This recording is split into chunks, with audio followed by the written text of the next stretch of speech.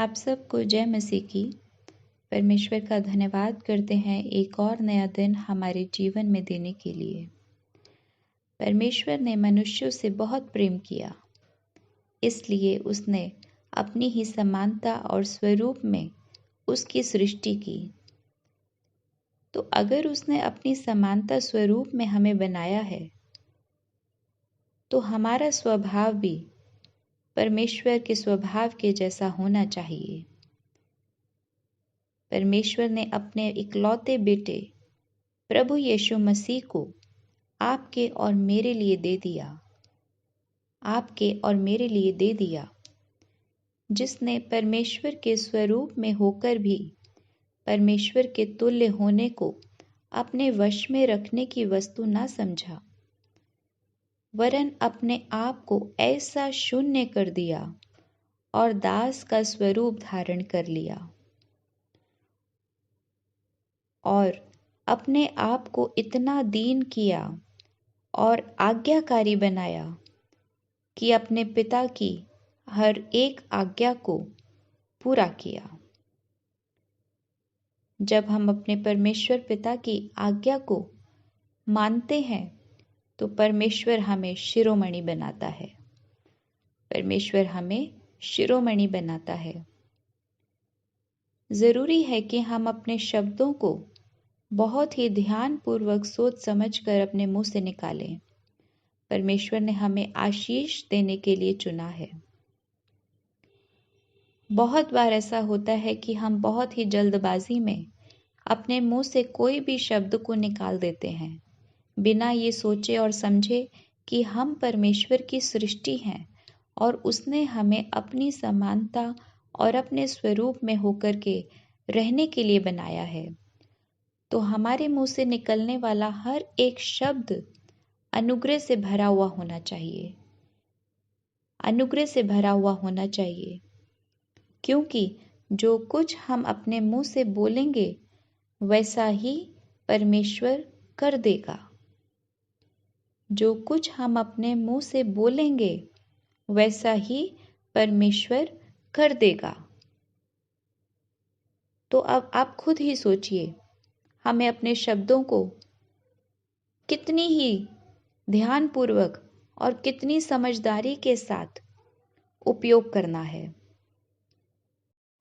इसलिए परमेश्वर के चुने हुओं के समान जो पवित्र और प्रिय हैं, बड़ी करुणा और भलाई और दीनता और नम्रता और सहनशीलता धारण करके, यदि किसी को किसी पर दोष देने के लिए कोई भी कारण हो, तो एक दूसरे की सह लो। परमेश्वर हमें यहाँ सिखा रहा है कि हमें अपने आप को दीन और नम्र बनाना है। यदि किसी पर दोष लगाने का कोई कारण हो भी, तो भी परमेश्वर हमें ये सिखा रहे हैं कि तुम एक दूसरे की सह लो और एक दूसरे के अपराधों को क्षमा करो। 1 मिनट का समय लीजिए, अपने अंदर झांक कर देखिए, क्या हमने कभी कोई अपराध नहीं किया? क्या हमने कभी किसी का दिल नहीं दुखाया?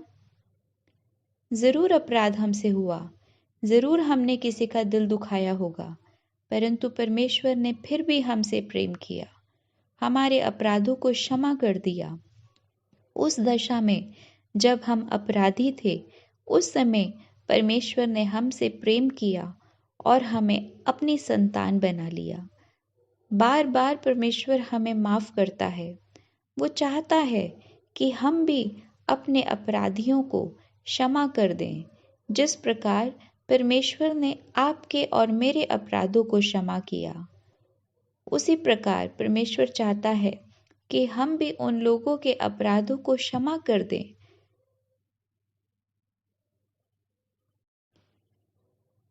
और उसी में जड़ पकड़ते और बढ़ते चले जाएं।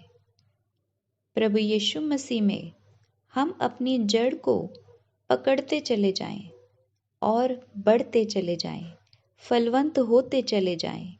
जैसा परमेश्वर ने हमें सिखाया है, दीन होना, नम्र होना, क्षमा करना, पवित्र होना, वैसा ही विश्वास में दृढ़ होते चले जाएं और अधिक धन्यवाद हमारे मुंह से निकलता चला जाए। ये परमेश्वर की आपके और मेरे लिए सिद्ध इच्छा है। परमेश्वर ने अपने इकलौते बेटे को हमारे लिए दे दिया और उसने अपने पिता की आज्ञा का पालन किया और मृत्यु सह ली। परमेश्वर हमसे मृत्यु के लिए नहीं कहता, परमेश्वर हमें केवल पवित्र जीवन जीने के लिए बोलता है। तो क्या हम पवित्रता का जीवन परमेश्वर के लिए नहीं जी सकते? आइए छोटी प्रार्थना करेंगे। प्रभु जी, धन्यवाद देते हैं प्रभु आज के इन सुंदर वचनों के लिए। प्रभु जी, होने दीजिए पिता परमेश्वर। प्रभु जी, आप हमें पिता परमेश्वर शुद्ध और पवित्र बनाएं पिता परमेश्वर। प्रभु जी, पवित्रता केवल आपके द्वारा मिलती है। प्रभु जी, होने दीजिए पिता। मैं एक एक जन के लिए प्रार्थना करती हूँ प्रभु जी। अगर किसी प्रकार से पिता परमेश्वर किसी के हृदय कठोर हैं प्रभु जी, वो क्षमा नहीं कर पा रहे किसी को पिता, और प्रभु जी वो क्षमा ना करना उनकी आशीषों के बीच में बाधा बन रहा है प्रभु, तो होने दे पिता परमेश्वर, उस बाधा के पहाड़ को आप हटा दीजिए पिता। उन्हें प्रभु जी क्षमा करने वाला हृदय दे दीजिए पिता परमेश्वर, ताकि प्रभु जी आपकी अपरंपार आशीषों की वर्षा उनके जीवनों में होने पाए। प्रभु यीशु मसीह के नाम से प्रार्थना मांगती हूँ, आमीन। सबको जय मसीह की।